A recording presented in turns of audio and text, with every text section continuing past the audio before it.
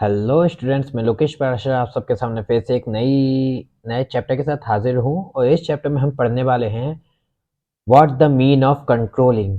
हमें कंट्रोलिंग की ज़रूरत क्यों पड़ती है, कंट्रोलिंग क्या चीज़ है, इसके बारे में हम देखेंगे। लेकिन उससे पहले एक चीज़ बता दूँ कि कंट्रोलिंग की प्रोसेस, कंट्रोलिंग का work with the examples we will read in this chapter, then focus on it. Okay, जब भी आप फोकस गवाओगे तो आपके दिमाग से कुछ ना कुछ स्किप हो जाएगा, लेकिन वीडियो स्किप नहीं होना चाहिए। वीडियो स्किप हुआ तो बस याद रखना, पिटोगे। बुक फर्स्ट अपनी कंप्लीट हो जाएगी इसके बाद से, ठीक है। तो फर्स्ट हम देखते हैं what the mean of controlling. Controlling means to ensuring the activities in an organization are performed as per the plans। मतलब कि सबसे पहले हम देखते हैं, हमारा प्लानिंग हमने कर ली, प्लानिंग के बाद हमने स्टाफिंग ऑर्गेनाइजिंग सब कर लिया, लेकिन अब हमने है ना जो इसके बाद किया लास्टली कि इस एक्शन को मेंटेन कैसे रखा जाए। जो हमने है ना काम कर लिया है, जो काम हमने स्टार्ट कर दिया है, उसको कंट्रोल कैसे किया जाए कि वो बखूबी चलता रहे। क्योंकि आपको पता है कई सारे स्ट्रगल मूवमेंट्स आएंगे, कई सारे ऐसे पॉइंट्स आएंगे जहाँ पे आप ऊपर कभी नीचे ऐसे आते जाओगे बिजनेस में। तब आप डिमोटिवेट भी होते हैं, तब आप कभी कभी मोटिवेट भी होते हैं। तो ऐसी चीज को कंट्रोल करने के लिए कि जब भी जैसी सिचुएशन आए उस सिचुएशन में अपना हाल गवाएं नहीं, मतलब अपना है ना जो मन है, अपना दिमाग है, उसको भटकाएं नहीं, बल्कि जो कर रहे हैं उस पर अड़िग रहें और आगे काम करते जाएं। ठीक है। ऐसे ही हम देखते हैं कंट्रोलिंग। जैसे कि अगर हम रियल लाइफ एग्जांपल देखें तो सूरज अपने आप को कैसे कंट्रोल करता है। सूरज का क्या होता है, सूरज को कोई कोई ऐसे कहता है क्यों आ गया यार, सोने नहीं देता। कोई कहता है बढ़िया है, सुबह सुबह जल्दी आ गए तो हमारे को है ना काफी ज्यादा अच्छा लगा है, अच्छी फील हो रही है। तो ऐसी ऐसी चीजें होती है ना। तो ऐसे ही एक ऑर्गेनाइजेशन में भी होता है। हर चीज का पहले से ही प्लान कर लिया जाता है, स्टाफ हो गया होता है हमारे सामने। लेकिन अब हमारा मेन मोटिव आता है कि हम उन सब को कैसे कंट्रोल करें, और वही चीज हम कंट्रोलिंग में पढ़ते हैं। अब एक और डेफिनेशन देखें, the controlling function find out how for actual performance deviates from standards. मतलब कि जो एक्चुअल परफॉर्मेंस है ना उसको हम कैसे है ना स्टैंडर्ड परफॉर्मेंस के आसपास लाएं, और analyse the causes of such deviation. और जो गलतियां हम करते हैं and attempt to take corrective action, उनको सही करने की कोशिश करें। ये हम पढ़ते हैं कंट्रोलिंग प्रोसेस में। Now we can read about the controlling importance and limitation, why we need to made the controlling process। हमें क्यों चाहिए कि हम कंट्रोलिंग प्रोसेस को अपनी कंपनी में यूज करें। अब हम कोई छोटी मोटी कंपनी होंगे तो हम कंट्रोलिंग को कोई जरूरत नहीं ज़्यादा, लेकिन फिर भी एक तरह से है ना उसमें एक ऐसा स्ट्रिक्ट इंसान होना चाहिए। किसी भी ऑर्गेनाइजेशन, कैंपस, किसी भी चीज़ को चलाने के लिए एक सीरियस और थोड़ा सा स्ट्रिक्ट इंसान का होना काफ़ी ज़्यादा जरूरी होता है, जो कि हमको कंट्रोल करता है। Because if we are not think that someone see someone see us, then we are not doing better work. ठीक है। तो ऐसे में हम है ना डरते डरते है ना काम करते हैं, लेकिन है ना उसमें हमारा काम में ध्यान लग जाता है। पर हम नहीं सोचेंगे तो हम है ना हंसी मजाक में पूरा समय निकाल देते हैं। तो ऐसी चीजें होती हैं। अब इम्पोर्टेंस में देखते हैं क्यों हमें जरूरी है कि हम कंट्रोलिंग प्रोसेस को अपनाएं। Controlling help to achieve organisational goal. सीधी सिंपल बात है, हम कंट्रोल करेंगे तो इफेक्टिवली और एफिशिएंटली काम होगा। जो गलत काम हम कर रहे हैं उसमें हमारा टाइम बर्बाद हो रहा है वो बचेगा। या फिर हम है ना जो हंसी मजाक में काम कर रहे हैं उसकी वजह से कुछ चीज़ें डैमेज हो रही हैं, कुछ इक्विपमेंट्स को हम बिगाड़ रहे हैं, तो वो भी है ना एक कॉस्ट वाइज हो गया। तो इससे हम एफिशिएंट भी बनेंगे, वो सब चीज़ें भी रेड ऑफ हो जाएंगी, हट जाएंगी। तो हमारा क्या हो जाएगा, ऑर्गेनाइजेशन गोल को अचीव करने का टारगेट इजीली कंट्रोल हो जाएगा। जजिंग एक्यूरेसी ऑफ स्टैंडर्ड, हम है ना अपनी स्टैंडर्ड की एक एक्यूरेसी जज कर सकते हैं, मतलब कि हम है ना सही जगह जा रहे हैं कि नहीं जा रहे हैं कंट्रोलिंग प्रोसेस के द्वारा। Making efficient use to resources, सीधी बात, efficient efficient use to resources. हम रिसोर्सेज का अच्छा यूटिलाइजेशन करेंगे, हम एफिशिएंट बनेंगे। फैसिलिटेट कोऑर्डिनेट इन एक्शन, हम इसमें है ना एक्शन को है ना एक कोऑर्डिनेशन के साथ मिला देंगे। अलग अलग डिपार्टमेंट्स काम करेंगे, उन सबको एक साथ ले आएंगे, उन सबको कंट्रोल करते हुए ऐसा करेंगे कि उनमें लड़ाइयाँ ना हो, वो सब एक तरह से काम करें, मिल मिल के काम करें। अब जैसे कैंटीन में है ना कोई दो दो ग्रुप के लोग घुस गए, दो अंडर डिपार्टमेंट के लोग घुस गए, अब वो क्या करेंगे, कभी कभी ऐसा हो जाता है ना कि तू हमसे नीचे, तू हमसे ऊपर, ऐसी ऐसी बातों की वजह से जो लड़ाइयाँ होती है उनको कंट्रोल करने के लिए भी कुछ लोग होते हैं, तो ऐसे में कंट्रोलिंग की जरूरत होती है। उनको डरा देंगे किस तरह से, काम करो ज़्यादा नाम नहीं। ऐसे में सैलरी कट वगैरह वगैरह जैसे हम है ना मतलब कई अलग अलग तरीके के यूज़ कर सकते हैं उनको डराने के लिए। तो कंट्रोलिंग क्या कर रही है, वो हमको कोऑर्डिनेशन इन एक्शन, एक्शन में जो हम काम कर रहे हैं उसमें है ना हमको कोऑर्डिनेट कर रही है, हम सबको साथ में ला रही है। अब एंश्योरिंग ऑर्डर एंड डिसिप्लिन, साथ ही साथ में हमको है ना ये भी बताते हैं कि हमें कैसे डिसिप्लिन में रहना चाहिए, कैसे हम ऑर्डर वाइज काम करें कि हमें पहले क्या काम करना है, फिर दूसरा क्या काम करना है, फिर तीसरा क्या काम करना है, वो हमारा एक ऑर्डर बन जाएगा। ठीक है, we know about these are the importance which is made for which is basically good for using the controlling process। ये हमारे साथ बहुत अच्छा होता है, तो ऐसी चीजें कुछ इंपॉर्टेंस हमने पढ़ ली। अब हम आते हैं लिमिटेशंस पे। What the limitations in controlling process, limitation इसकी कुछ ऐसी होती है कि हम क्या हैं, हम ह्यूमंस हैं, we are the humans and we have a sensitive mind. हमारा बहुत ज़्यादा सेंसिटिव माइंड है, हम है ना कोई कुछ बोले तो है ना उसका कभी कभी बहुत ज़्यादा डीप भी सोच जाते हैं और किसी किसी को बिल्कुल भाव भी नहीं देते। तो ऐसे मतलब ऐसे सेंसिटिव माइंड की वजह से हम है ना ज़्यादा कंट्रोल होने पर अपने आप को बहुत ज़्यादा इरिटेट फील करते हैं, ऐसा फील करते हैं जैसे कि हमें तो दबाया जा रहा है। हमारे साथ है ना एक वो कहते हैं ना एक तरह का डिसओबीडिएंट हो रहा है, हमारे साथ है ना बहुत गलत हो रहा है। तो ऐसी चीज़ें होती है। अब एक इंसान अच्छा काम कर रहा है, उसको है ना कंट्रोलर ने है ना अच्छे से ऐसे कहा अच्छा काम कर रहे हो, अच्छी बात है। जो नहीं कर रहा अच्छा काम, उसने है ना फिर ये सोचा कि यार हमेशा उसी उससे कहते हैं और हमें तो डाँटते रहते हैं। तो एक तरह की ये वो हो जाएगी ना कि है ना ये तो भेदभाव चल रहा है, इस भेदभाव को तो हटाना पड़ेगा। ऐसी चीज़ों की वजह से माइंड जो है वो गलत-गलत सोचेगा। यही चीज़ हम देखते हैं इसमें, एंश्योरिंग ऑर्डर एंड डिसिप्लिन जो है ना लिमिटेशन से है। इसमें ऑर्डर और डिसिप्लिन को जब देखा जाएगा ना तो मन में है ना एम्प्लॉय के बहुत ज़्यादा अंदर से घुटन होगी कि यार हद हो गई, हमारी कंपनी है और हम ही है ना थोड़ा बहुत भी ऐसे एंजॉय नहीं कर सकते, ये कोई बात है। रजिस्टेंस फ्रॉम एम्प्लॉय, एक एम्प्लॉय को अच्छे से रजिस्ट किया जाएगा, एक को बेकार से किया जाएगा तो है ना वो गुस्सा होंगे, वो कहेंगे जो जिनको बेकार से किया गया कि भाई ये तो बहुत गलत हो चुका है, हमें तो जब देखो जब है ना दबाया जाता है, ये गलत बात है।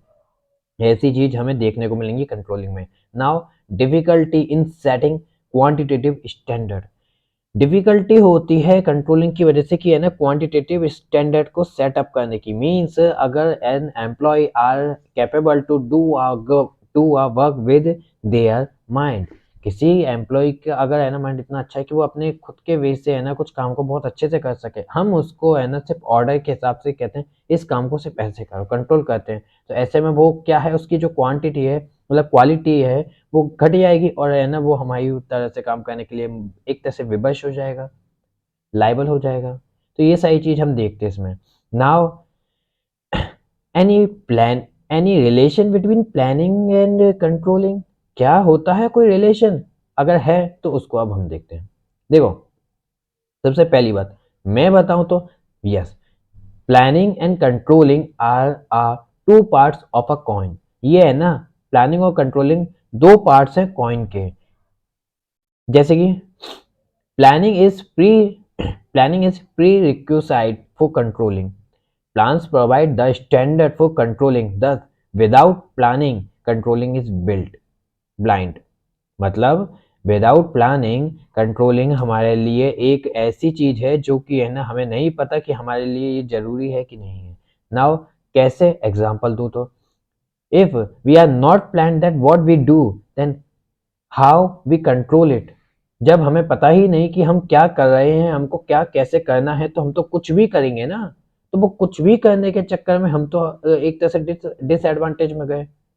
तो यही बात आई कि प्लानिंग के बिना कंट्रोलिंग एक ब्लाइंड चीज है। ठीक है, अब इसी चीज को उल्टा करें तो अब हमारे पास प्लानिंग है लेकिन हमारा कंट्रोलिंग नहीं है हमारे पास। तो कंट्रोलिंग नहीं है तो क्या होगा, प्लानिंग के हिसाब से चलने की कोशिश करेंगे लेकिन कुछ ना कुछ हिंड्रेंसेस आएंगे, रुकावटें आएंगी। उन रुकावटों की वजह से हमारा क्या होगा, हमारा ध्यान भटकेगा और क्या होगा इससे, हमारा जो काम है उसे हम नहीं कर पाएंगे। This is correlate to each other. Mix हुआ। ये दोनों एग्जाम्पल में इस हिसाब से दिया हूँ कि आप कुछ भी करो लेकिन प्लानिंग के साथ कंट्रोलिंग का होना बहुत ही ज़्यादा ज़रूरी है, और ऐसा ही कंट्रोलिंग और प्लानिंग दोनों एक दूसरे का इंटर रिलेट पार्ट है, इंटरलिंक्ड पार्ट है। अगर एक नहीं है तो दूसरा काम नहीं कर सकता। Now planning is meaningless without controlling. Planning का कोई अस्तित्व नहीं है कंट्रोलिंग के बिना। Effective of planning can be measured with the help of controlling. एक अच्छी प्लानिंग जो कि समय पे होती है उसको देखा जाएगा कंट्रोलिंग की मदद से। Planning is looking ahead. Planning देखती है आगे की तरफ कि हमें क्या चाहिए, but controlling is looking back. लेकिन कंट्रोलिंग देखती है कि है ना, ये प्लानिंग जो है इस प्लानिंग को अगर पहले ऐसी ऐसी कुछ गलतियां हुई थी तो अब की बार इन ऐसी गलतियां इस प्लानिंग में नहीं की जाए। ये कौन देखती है? कंट्रोलिंग, है ना। एक इमेजिनरी थॉट बनाओ, इमेजिनरी माइंड सेटअप बनाओ कि कैसे ये कोरिलेट कर रहे हैं। जैसे मैं कह रहा हूँ, प्लानिंग देखेगी कि आगे हमको क्या करना है, बट कंट्रोलिंग देखेगी कि पीछे हमने क्या गलतियां की थी। ठीक है, ऐसी चीजों से ये दोनों एक दूसरे पर डिपेंड हो जाती हैं। Thus, planning and controlling can't be separate. The two are supplementary functions which support each other for successful execution of both the functions. Planning makes controlling effective, whereas controlling improves future planning. ये सारी चीजें हम देखते हैं किसमें? Planning में और controlling में। हमने रिलेशन जान लिया। Now we read about the controlling process. It is a very small chapter, that's why we are not take long time in this chapter.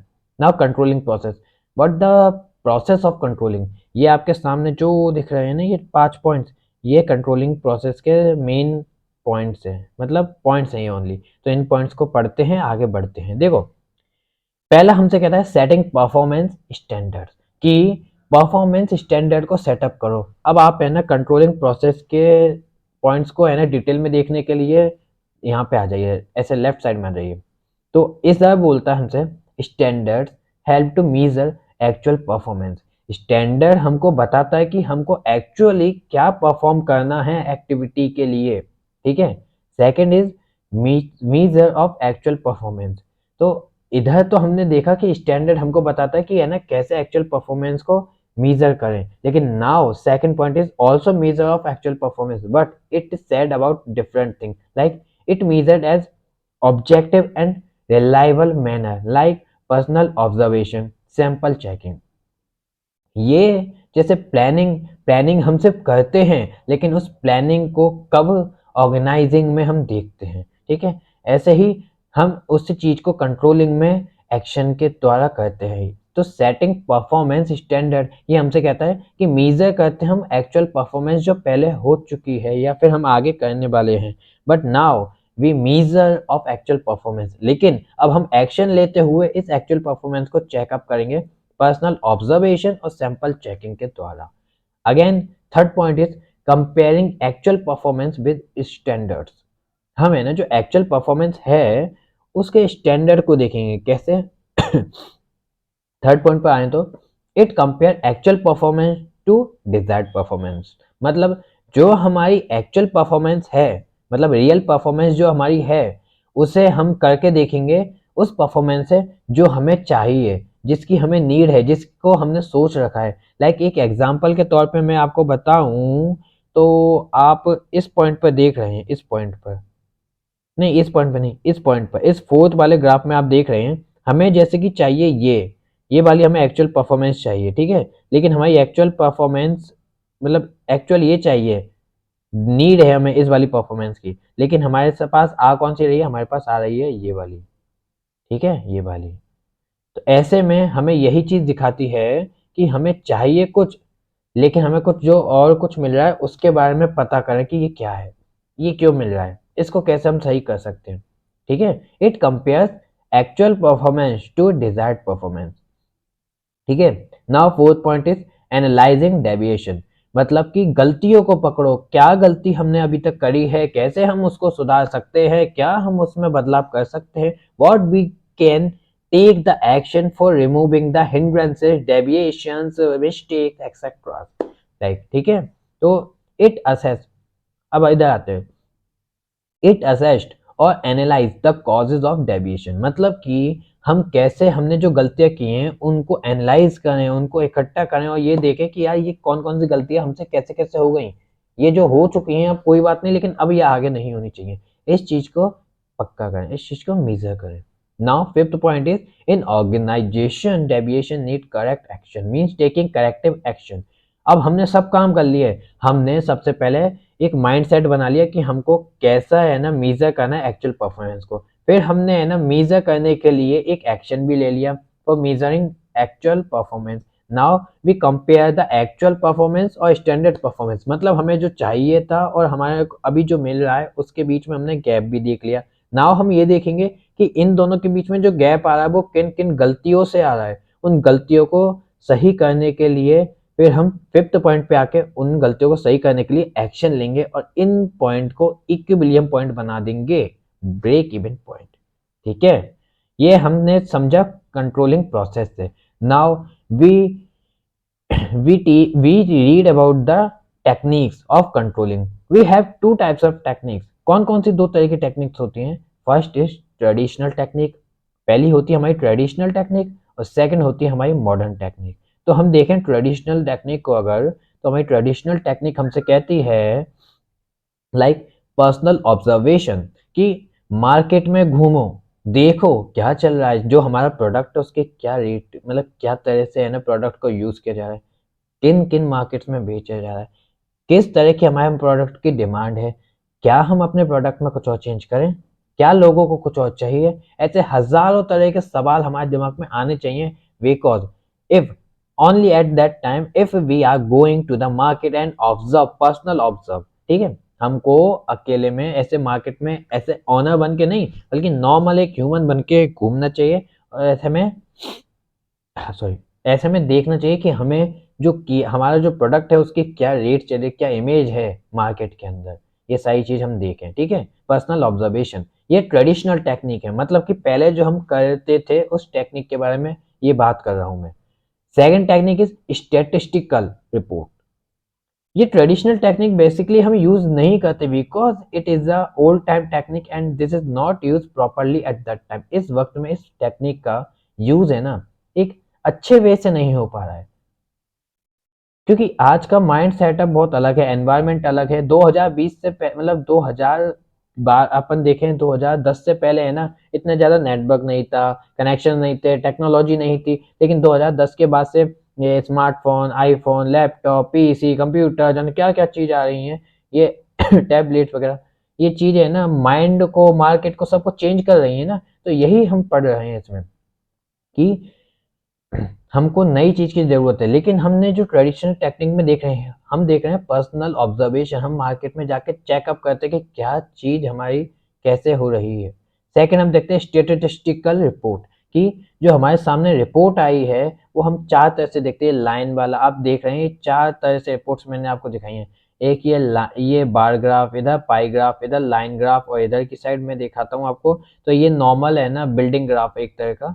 तो ऐसी चीज हम देख रहे हैं। क्या होता है इसमें, इसमें हम देखते हैं कि हमें क्या मिला, हमने क्या चाहा, ऐसी ये चीज है ना बिल्कुल एंडिंग में देखी जाती है। तो इसलिए हमें है ना आज के वक्त में ट्रेडिशनल टेक्निक को यूज नहीं करते, क्योंकि बिल्कुल एंड में, मतलब कि आज हमने huge amount of money spend कर दिया है, अब हम एंडिंग में देखेंगे तो हमें सीधी बात लॉस तो मिलेगा ही। तो हम ट्रेडिशनल टेक्निक को सिर्फ पढ़ रहे हैं अभी, ठीक है, लेकिन इन टेक्निक्स को हम यूज नहीं करते। अगला पॉइंट है ब्रेक इवन एनालिसिस।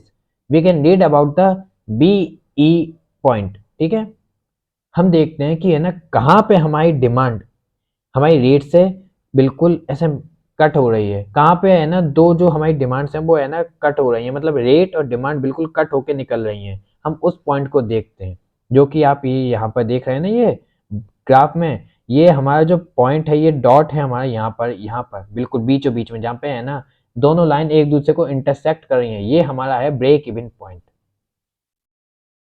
एग्जाम्पल के तौर पे जैसे कि अब मतलब आप है ना स्टार्टिंग में कुछ चीज लो, जैसे खाने की चीज कहूँ मैं, आपको बहुत तेज भूख लग रही है, तो फर्स्ट चीज आपको बिल्कुल सेटिस्फाई कर देगी बहुत अच्छे से, सेकंड आपको है ना नॉर्मल सेटिस्फाई करेगी, फिर थर्ड उससे कम सेटिस्फाई करेगी। आप जब खाना खा रहे हो, जैसे कि भूख आपको बहुत तेज लग रही है, और आपने है ना आपके सामने खाना है अब दाल बाटी जैसे कि, ठीक है, आपने पहला गस्सा खाया, आपको है ना बहुत ज़्यादा सेटिस्फैक्शन मिलेगी। दूसरा खाया, ऐसे आप लास्ट गस्ते तक खाओगे, लास्ट ग्रास आप लोगे। लेकिन एक ऐसा भी ग्रास आएगा जिस ग्रास के बाद अगर आपने लिया, कुछ भी एक्स्ट्रा खाया, तो आपको है ना अंदर से हेजिटेशन रहेगी, ऐसे आपको वॉमिटिंग जैसी फीलिंग आएगी। तो वो जो पॉइंट है जहाँ पे आपको रुकने की है ना आपकी बॉडी कह रही है, that point is known as the break even point. ठीक है, इसी तरह से ब्रेक इवन पॉइंट को हम देखते हैं in the market. Budgetary control, now budgetary control हमारी होती है कि जो हमारे सामने ये है ना, मतलब कि एक आप ग्राफ देख रहे हो कि बजटरी कंट्रोल में हमने स्पेंड क्या किया, मतलब जो सेकंड थी ना स्टैटिस्टिकल रिपोर्ट, वही हमारी बजटरी कंट्रोल की बात आ जाती है कि हम देखते हैं हमने स्पेंड क्या किया, हमें मिला क्या, तो हमें उन दोनों के बीच में जो गलतियां हैं उनको कैसे सुधार सकते हैं, इन चीज़ों को हम देखते हैं बजटरी कंट्रोल में। नाउ अगला हम देखें मॉडर्न टेक्निक्स। तो पहले एक बार बजटरी कंट्रोल को डिटेल में देख लेते हैं। अब budget reflects the policy for the specified period. The most common type of budget used by an organization are sales budget, production budget. ये एक most type way of A budget है, sales budget और production budget, और एक cash budget भी। Now budgetary control is a technique of managerial control in which all operations are planned in advance। मतलब जितनी भी ऑपरेशंस है जो हमें करने हैं, डन करने हैं, वो हम एडवांस में देखते हैं in the form of budget, budget के तौर पे। ये मीन्स कितना हमने उसमें इन्वेस्ट किया, कितना हमने उसमें अमाउंट लगा दिया। And actual result are compared with budgetary standards. और जो हमारा एक्चुअल बना, और जो हमारा एक्चुअल बना उस चीज को हम देखेंगे। मतलब पहला जो हमने इन्वेस्ट किया उसको, और जो हमारा एक्चुअल बना उसको, बीच में एक गैप आ गया ना। हमने सोचा था कि हम इस चीज को बनाएंगे तो हमारा एक प्रोडक्ट में 100 रुपये लगेंगे, और इसी तरह हमने 50 प्रोडक्ट बनाए तो हमें है ना वो 5,000 रुपये उसमें इन्वेस्ट करने होंगे। लेकिन हम एक्चुअल में देखते हैं वो उसमें हमारे 6,000 रुपये लग गए थे। हाउ इट इज मेड, ऐसा हम जो बीच का ये गैप आएगा 1,000 का, उसे हम देखेंगे एज अ बजटरी कंट्रोल। इस गैप को हम कंट्रोल करने की कोशिश करेंगे कि ये हमसे क्या गलती हो गई कि हमने 1,000 इसमें है ना एक्स्ट्रा इन्वेस्ट कर दिया, एक्स्ट्रा वेस्ट कर दिया। इन्वेस्ट तो नहीं कह सकते, उसे वेस्ट ही कहेंगे हम। ठीक है, ये हम बजटरी कंट्रोल में देखते हैं। Now we can read the modern technique. हमें मॉडर्न टेक्निक क्या बता रही है? It is 6 types. ठीक है, modern technique like return on investment, कि हमें है ना जितना इन्वेस्टमेंट कर रहे हैं ना उस पर हमें कितना रिटर्न मिल रहा है, कितना प्रॉफिट हम अर्न कर पा रहे हैं। मॉडर्न टेक्निक हम देखते हैं कि हम है ना किस तरह से अपनी परफॉर्मेंस को एनालाइज करते हैं, अपनी कंट्रोलिंग को एनालाइज करते हैं। तो हमने कितना लगाया और हमें कितना मिला, ये हमारा रिटर्न ऑन इन्वेस्टमेंट हो जाएगा। रेशियो एनालिसिस, कि हमने पहले कितना किया, पहले हमें कितना मिला और अब हमें कितना मिला। और ये कई तरह के रेशियो बना सकते हैं हम, पहले कितना, पिछली साल और इस साल कितना। फिर हमने कितना खर्चा किया, हमने कितना कमाया, इस चीज का रेशियो। फिर उस कंपनी का भी हमारा जैसा हाल है तो उसका क्या रेशियो है, हमारा क्या रेशियो है। ऐसी जो चीज होती है वही चीज हम देखते हैं रेशियो एनालिसिस में। नाउ रेस्पॉन्सिबिलिटी अकाउंटिंग, किसके ऊपर है रेस्पॉन्सिबिलिटी इस काम की, उसको हम देखते हैं। रेस्पॉन्सिबिलिटी अकाउंटिंग मीन्स रेस्पॉन्सिबिलिटी देना और रेस्पॉन्सिबिलिटी लेना, इसमें हम देखते हैं responsibility accounting. Now management audit. Management audit में आपको थोड़ा सा इधर से बताऊंगा, तो इधर तो मैंने नहीं लिखा शायद से, कोई बात नहीं।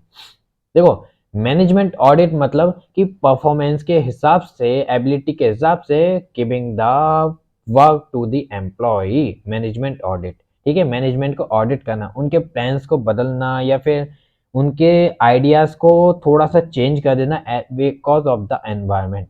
Okay, now we can read about the PERT and CPM. ठीक है, तो देखो पर्ट, PERT, पर्ट, ये हमारा programme evaluation and review technique होती है। जो पर्ट होती है ना उसमें हम देखते हैं कि हमने जो काम किया है उसको इवैल्यूएट करते हैं, उसको रिव्यू करते हैं कि हमने क्या काम जो किया है वो सही है कि नहीं, उसे ऑर्गेनाइज करने की बात करते हैं। और लाइक पर्ट, ठीक है। अब हम सीपीएम देखें तो CPM is a critical path of method. कि हम अब इसको है ना ज़बरदस्ती से फ़ॉलो अप कराने के लिए कंट्रोल प्रोसेस का यूज़ करते हैं। That is known as critical path method. Last point of our modern technique is management information. ये जो मैनेजमेंट इन्फॉर्मेशन है ये हमसे कहती है it is a computer based information system. मतलब भाई पहले की तरह का थोड़ी हाल है कि हाथ में है ना खाता बुक लेके हम डोलते रहेंगे। Now we have the Khatabook in our mobile phone. तो उसी चीज को हम देखते हैं। हमारे पास क्या है, हमारे पास मैनेजमेंट है, इंफॉर्मेशन है मैनेजमेंट की, और वो कहाँ पे है, हमारे मोबाइल में, कंप्यूटर में। तो it is a computer based information system that provides support and information for effective managerial decision making. ठीक है, ये सारे आज हमने देखी। तो इतना सा चैप्टर था बस। मुझे यकीन है कि आपको सब समझ में आया होगा। अगर आपको समझ में नहीं आया हो तो फिर से आप वीडियो को वापस घुमा कर देख सकते हैं, रिमाइंड करके देख, मतलब ऐसे बैक जाके देख सकते हैं। अगर फिर भी नहीं आए तो आप व्हाट्सएप मतलब सॉरी आप है ना मैसेज करके पूछ सकते हैं मुझसे, या फिर आप कमेंट में बता सकते हैं कि आपको क्या चीज़ समझ में नहीं आई। अगर आपको कुछ चीज़ समझ में नहीं आए और आपको इन्फॉर्मेशन अपने चैनल की चाहिए तो एनसीईआरटी लेट्स फील इट, मतलब यहाँ के अपने आप ये अपन ने एक आर्मी बनाई है यहाँ पर, उसका नाम है let's feel army. NCERT let's feel army. ये एनसीईआरटी नहीं लिखा उसमें, कंफ्यूज ना हो आप, इसलिए हटा दिया मैंने यहाँ से ये। तो लेट्स फील आर्मी हमारी जो ग्रुप है, टेलीग्राम ग्रुप, उसका नाम है। मुझे यकीन है कि आपको सब कुछ समझ में आया होगा। तो आज अपनी बुक फर्स्ट कंप्लीट हो चुकी है। मिलते हैं आपसे अगले वीडियो में। अभी के लिए टाटा।